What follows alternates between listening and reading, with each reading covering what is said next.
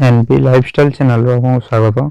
आसतु जानिबा सकाळे खाली पेट पुदीना पत्र खाइले कौन उपकार पाइबे। समस्ते निज घरे पुदीना पत्र लगाइबा जरूरी।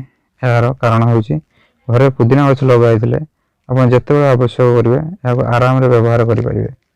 वास्तव रे सकाळे खाली पेटरे पुदीना पत्र चुबाइबा शरीर को अनेक लाभ देता है। यह केवल आरोग्य गुण में परिपूर्ण एवं अनेक जीवन शैली संबंधी रोग को रोकवे साहाय्य करे। यह व्यतीत पुदीना पत्र चुबाइबार कौन लाभ देखा। पुदीना पत्र रे एंटीबैक्टेरियल गुण रही जहाँ पेटरे पोक हेले यह काम आसपे। जिते आम नियमित भाव खाली पेट पुदीना पत्र चुबा था यह पेट पोक को मारिदिए। बांति एवं पेट जड़ित समस्या सृष्टि करे नहीं। एसिडिटी रे सकाळे खाली पेट पुदीना पत्र चुबाइबा लाभदायक होता है। यार ठंडा गुण एवं केतक एंटीऑक्सीडेंट पेटर पीएच संतुलन करिवारे साहाय्य करे एवं अम्लीय रस ह्रास करे।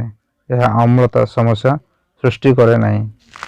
पेटरे उत्ताप वृद्धि जो पाटी घा होता है।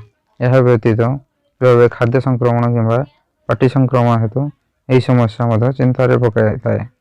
एपरी परिस्थिति रे पुदीना पत्र चुबाई यार एंटीबैक्टेरियल गुण पाटी घा को ह्रास करता है, पेट को ठंडा करता है एवं यही समस्या दूर करता है।